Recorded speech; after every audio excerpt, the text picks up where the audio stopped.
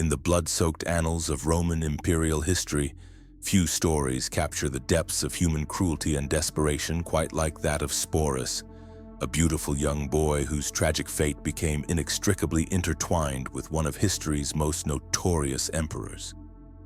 This is not merely a tale of political intrigue or military conquest, but a haunting examination of power's insidious ability to strip away humanity itself, leaving behind only the grotesque theater of imperial whim. Sporus' story unfolds like a nightmare within the marble halls of ancient Rome, where the line between love and possession, between honor and degradation, dissolved entirely under the mad gaze of Nero. The year was 65 AD, and the Roman Empire stretched from Britain to the Euphrates, its power seemingly limitless under the rule of Nero Claudius Caesar Augustus Germanicus. Yet within the opulent walls of the Domus Aurea, Nero's infamous Golden Palace, a darkness festered that would soon consume an innocent young life. The emperor, now in his late 20s, had already shocked Roman society with his theatrical performances, his architectural excesses, and his volatile relationships with those closest to him. Rome itself bore the scars of the Great Fire of 64 AD, and whispers of the emperor's growing madness echoed through the streets like smoke from the still smoldering ruins. In this world of imperial excess and casual cruelty, young Sporus lived as a freedman in the imperial household, a position that, while technically free, offered little true protection from the absolute whims of unchecked power. Historical accounts describe him as possessing an almost ethereal beauty, with delicate features and a graceful bearing that would tragically prove to be both his distinction and his ultimate doom. The boy had caught the attention of the imperial court not through any ambition of his own, but simply by existing in a world where beauty itself could become a dangerous currency of suffering. The catalyst for Sporus' tragic transformation came in the form of a woman's death. Poppaea Sabina, Nero's second wife and the great tempestuous love of his tumultuous life, had died under mysterious circumstances in 65 AD. Some ancient sources suggest Nero himself violently killed her in a fit of rage, kicking her while she was pregnant, though other accounts point to complications during childbirth.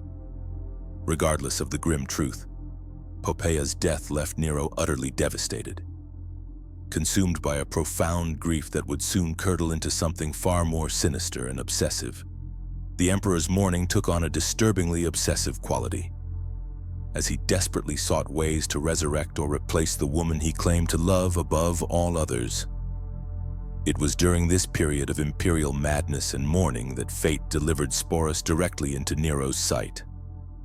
Whether through sheer coincidence or a chilling design, the young freedman was noticed by the emperor, who was immediately struck by what he perceived as a startling, uncanny resemblance to his dead wife. Ancient historians like Cassius Dio and Suetonius meticulously recorded that Nero became utterly fixated on this resemblance, seeing in Sporus' delicate features a grotesque opportunity to somehow reclaim what death had so cruelly stolen from him. The emperor's grief-addled, disturbed mind began to conceive of a plan so audacious and horrific that it would shock even the jaded sensibilities of imperial Rome. The decision, when it came, was swift, irreversible, and utterly barbaric. Nero commanded that Sporus be castrated, permanently altering the young man's body to better serve the emperor's twisted vision. This was not merely physical mutilation. It was a complete and brutal erasure of Sporus' identity as a man, systematically transforming him into something that existed solely for Nero's profound psychological comfort and perverse desires. The castration was likely performed by imperial physicians coldly and clinically in the sterile luxury of the palace's medical quarters, where the boy's screams could be muffled by thick marble walls and his agonizing protests could be dismissed as the insignificant complaints of imperial property. Following this horrific mutilation, Nero's plan revealed its full, grotesque horror. The emperor chillingly announced his intention to marry Sporus in a public ceremony, treating the traumatized young man as a direct, living replacement for his beloved Poppaea. This was not marriage as Romans understood it, but a grotesque, sacrilegious parody that violated every social, religious, and legal custom of the empire, a defiant act of imperial madness. Sporus was given a new name, Sabina, after the dead Empress, and was meticulously dressed in the finest women's clothing, adorned with jewelry that had once belonged to Poppaea herself. The emperor's entire household was commanded to treat Sporus as the Empress, addressing him with feminine titles and observing all the strict protocols due to an imperial wife. The wedding ceremony itself was a spectacle of imperial madness, played out before the horrified, disbelieving eyes of Roman society. Sporus, barely recognizable in his elaborate feminine attire, was forced through the solemn rituals of a Roman marriage, while the emperor played the role of a devoted yet utterly disturbed bridegroom. Ancient sources describe the ceremony as both magnificent in its pomp and deeply disturbing in its fundamental horror, with all the grandeur of a legitimate imperial wedding masking the unspeakable reality of what was actually taking place. Guests were compelled to participate in this charade, offering congratulations and wedding gifts, while privately recoiling from the emperor's grotesque theatrical display of delusion. If this journey into Rome's darkest corners has gripped you, please consider hitting that like button and subscribe to Tales of Tortures. It truly helps us bring more of history's most unsettling stories to light. The aftermath of this bizarre union saw Sporus paraded through Rome as Nero's Empress, forced to appear at all public events and ceremonies in his feminine guise. The young man, now completely dependent on the emperor's protection and twisted favor, had no choice but to play his assigned, humiliating role. He was required to accompany Nero to the theater, to official functions, and even to private dinners, where he would be displayed like a precious object, a living, breathing memorial to a dead woman. The psychological toll of this existence, of being brutally forced to live as someone else entirely, someone who was not only dead but whose death may have been caused by the very man who now claimed to love her memory, must have been devastating beyond measure, a slow annihilation of his very soul. During these public appearances, Roman citizens would witness the strange, disturbing sight of their emperor accompanied by what appeared to be a beautiful young woman. But knowing the horrifying truth behind the elaborate facade, some historians suggest that the Roman people, while largely accustomed to imperial eccentricity, were deeply disturbed by this particular display. The sight of Sporus, dressed in the regalia of an empress but bearing the subtle, chilling signs of his true nature and his surgical mutilation, served as a constant, grotesque reminder of the depths to which their emperor had truly fallen. It was a living symbol of power's ability to corrupt not just the soul but reality itself, twisting truth into horrifying delusion. The relationship between Nero and Sporus, if it can even be called that, was tragically characterized by the emperor's possessive obsession and the young man's complete, terrifying powerlessness. Nero treated Sporus as both a beloved wife and a cherished possession, showering him with lavish gifts and constant attention, while simultaneously denying him any agency or identity beyond his cruel role as Poppaea's replacement. The emperor would constantly address Sporus by his dead wife's name, speak to him as if he were actually the woman he had lost, and expect him to respond perfectly in character. This psychological torture, the relentless, dehumanizing demand to embody someone else's identity while his own was systematically erased, represented a form of profound cruelty that went far beyond mere physical harm, a soul-crushing violation. Ancient sources provide harrowing glimpses into the strange, twisted dynamic of this forced relationship. Suetonius writes that Nero would take Sporus on tours of Greece, deliberately displaying him to foreign dignitaries and Greek aristocrats as his Empress. These journeys must have been particularly harrowing for Sporus, as he was forced to meticulously maintain his feminine persona in unfamiliar settings, surrounded by strangers who either genuinely believed the elaborate charade or were compelled to pretend they did. The constant performance, the utter inability to ever drop the mask or express his true inner feelings, created a terrifying prison of identity from which there was no escape, a living nightmare. The emperor's treatment of Sporus also starkly revealed the depths of his own escalating psychological instability. Nero's love for Poppaea had been possessive and often brutally violent during her lifetime, and his relationship with her living replacement carried the same dangerous, unpredictable intensity. The emperor would fly into terrifying rages if Sporus failed to perfectly embody the memory of his dead wife, punishing him savagely for failings that existed only in Nero's increasingly disturbed imagination.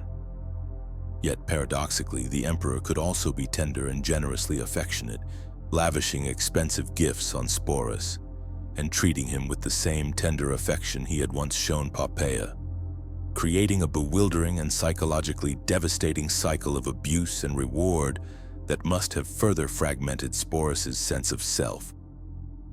As the months passed, the bizarre and deeply unsettling nature of this arrangement became increasingly apparent to everyone in the imperial household. Servants and courtiers were forced to navigate the complex, degrading etiquette of addressing Sporus as an empress, all while knowing the horrifying truth of his mutilated situation.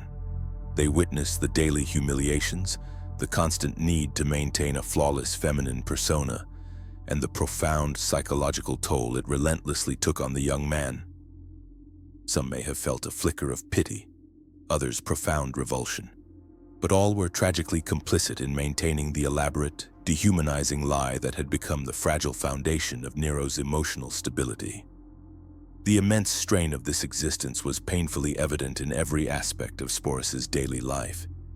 He was required to wear women's clothing at all times, to speak in a manner deemed appropriate for an empress, and to participate in activities and conversations that constantly reinforced his assigned false identity. The surgical mutilation he had endured made certain aspects of this performance easier to maintain, but it also served as a constant physical reminder of what had been brutally taken from him. Every movement, every gesture, every word had to be carefully calculated to maintain the illusion that he was indeed the woman Nero so desperately wanted him to be. An endless, soul-crushing performance. The political implications of Nero's increasingly erratic actions were not lost on the Roman Senate and the broader aristocracy. The emperor's marriage to Sporus was seen as yet another undeniable sign of his growing instability and his contempt for sacred Roman tradition and values.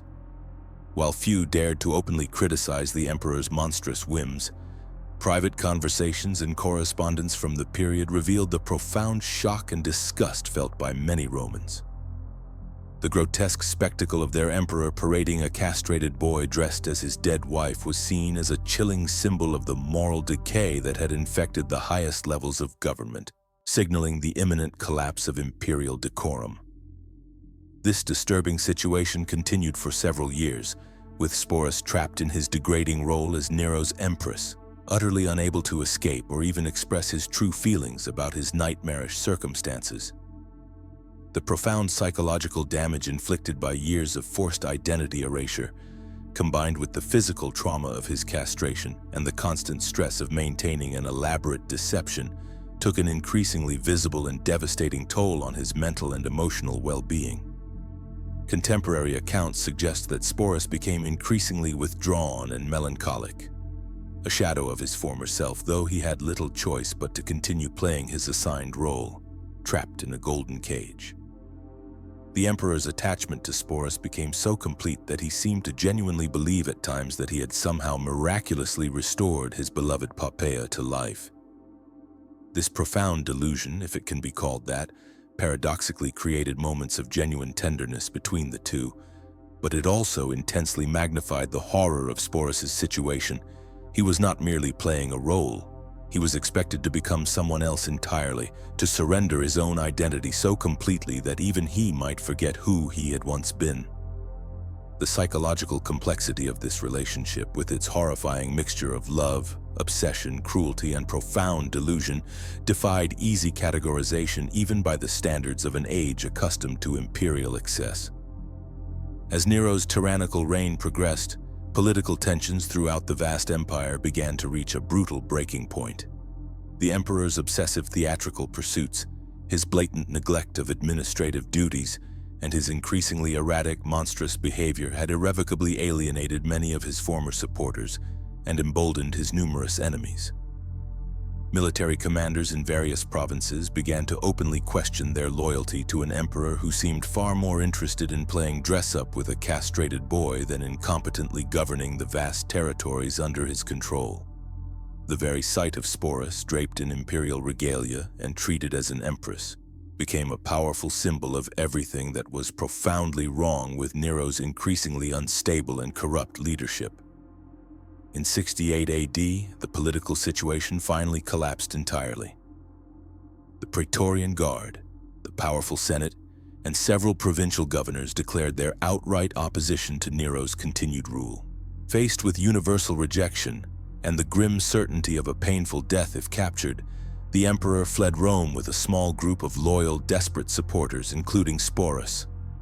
The young man, who had been given no choice in his original horrific fate, now found himself inexorably bound to a falling emperor, his own survival chillingly dependent on the unpredictable whims of a man who had already proven capable of any cruelty in service of his desires. The final days of Nero's reign were marked by chaos and sheer terror as news of rebellions and defections reached the imperial party. The emperor's behavior became even more erratic. He spoke alternately of grand, fantastical plans for escape and grotesque theatrical schemes for a dramatic final performance, a delusion of grandeur even in his demise. Throughout this desperate period, Sporus remained by his side, still dressed in his feminine attire, still playing the role of the devoted empress, even as the empire crumbled violently around them. The young man must have realized with crushing clarity that his fate was inextricably linked to that of the emperor who had destroyed his life, and that Nero's inevitable fall would likely mean his own destruction as well. When Nero finally committed suicide in June 68 AD, reportedly with the help of his secretary Epaphroditus, Sporus was left to face an uncertain, terrifying future. The emperor's death did not bring the young man freedom. Instead, it marked the beginning of a new phase of his nightmare. As one of the most visible and controversial symbols of Nero's reign, Sporus represented both a living reminder of imperial excess and a potentially valuable, if horrifying, political asset. The various factions competing for power in the chaotic aftermath of Nero's death would each have their own chilling plans for the young man who had been forced to play the role of Empress. The immediate aftermath of Nero's death saw Sporus passed from one powerful figure to another, treated chillingly as a prize or trophy rather than a human being with his own desires and agency. The new emperor Galba reportedly took possession of Sporus, along with other remnants of Nero's household. This transfer was not a rescue or liberation. It was simply another transaction in which Sporus had no voice or choice, merely a transfer of ownership. The young man who had once been a free citizen, then a mutilated plaything, now became a living symbol of conquest and political legitimacy for whoever could claim him. Under Galba's brief rule, Sporus's situation remained precarious and deeply humiliating. The new emperor, while lacking Nero's theatrical obsessions, still saw value in possessing this living, walking reminder of his predecessor's perverse reign. Sporus was kept in a kind of luxurious captivity, still required to maintain aspects of his feminine presentation, but no longer treated as an actual empress.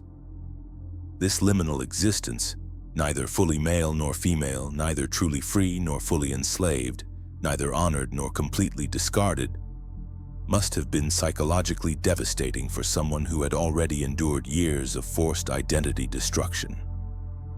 The profound political instability that followed Nero's death, the tumultuous period historians call the Year of the Four Emperors, meant that Sporus's fate remained uncertain as different factions rose and fell in rapid succession. When Galba was assassinated in January 69 AD, Sporus found himself once again transferred to new, unpredictable ownership. The young man had become a tragic kind of imperial inheritance, passed from ruler to ruler like a piece of valuable furniture or a coveted work of art. Each transition brought new uncertainties and new humiliations, as he was forced to adapt to the ever-changing expectations and cruel desires of each successive master. The Emperor Otho, who briefly held power after Galba's assassination, reportedly treated Sporus with relative kindness, perhaps recognizing something of his own precarious position in the young man's tragic situation. However, Otho's reign lasted only a few tumultuous months before he too was defeated and forced to commit suicide. Once again, Sporus faced the terrifying prospect of being claimed by yet another new ruler. each transition stripping away a little more of whatever fragile dignity and identity he had managed to preserve through his horrific ordeal. It was under the Emperor Vitellius that Sporus's situation reached its final, most degrading and utterly unbearable phase. Vitellius, who had defeated Otho and brutally claimed the purple for himself, apparently decided that Sporus would provide ultimate entertainment for the Roman masses, a cruel public spectacle. The emperor chillingly planned to force the young man to appear in the arena, not as a gladiator, but as a participant in a grotesque public reenactment of the rape of Persephone, the mythological scene of a young maiden's brutal abduction and violation. This planned performance represented the ultimate unthinkable degradation. Sporus, who had endured so much, would be forced to play the role of a woman being sexually assaulted for the perverse amusement of thousands of jeering spectators.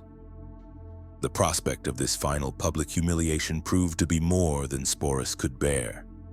After years of forced feminization, identity erasure, and sexual exploitation, the idea of being utterly violated in public as entertainment for the Roman mob was finally the breaking point. Ancient sources record that Sporus chose death rather than endure this ultimate soul-destroying degradation, bravely taking his own life before Vitellius could carry out his cruel final plan. In his final desperate act, Sporus reclaimed the one thing that had been systematically denied him throughout his entire ordeal: the power to make his own choice about his own fate, a defiant assertion of his individual will. The suicide of Sporus marked the end of one of the most disturbing and tragic episodes in Roman imperial history. His death was not mourned by the general public, nor was it widely seen as a significant political event. He had been so utterly reduced to a state of dehumanization that his passing was primarily noted as a minor inconvenience to Vitellius's planned entertainment. Yet, in choosing death over further degradation, Sporus demonstrated a profound courage and a quiet dignity that had been systematically denied him throughout his adult life.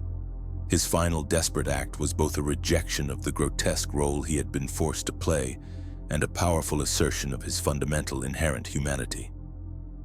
The story of Sporus forces us to confront uncomfortable, chilling truths about the nature of absolute power and the terrifying human capacity for both boundless cruelty and remarkable survival.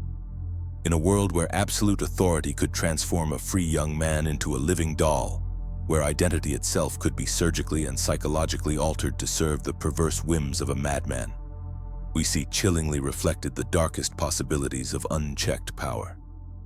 Sporus's tragedy was not merely personal. It was a devastating symptom of a brutal system that valued human beings only insofar as they could serve the twisted desires of those who held ultimate authority. The historical legacy of Sporus's story serves as a haunting reminder that behind the grand narratives of empire and conquest lie countless individual tragedies of people who were utterly powerless to resist the monstrous forces that shaped their lives. His experience illuminates the particular vulnerabilities of those who lived at the margins of Roman society: the freedmen, the slaves, and others whose lives could be casually destroyed by the powerful. The fact that his story was recorded at all speaks to its truly exceptional and shocking nature.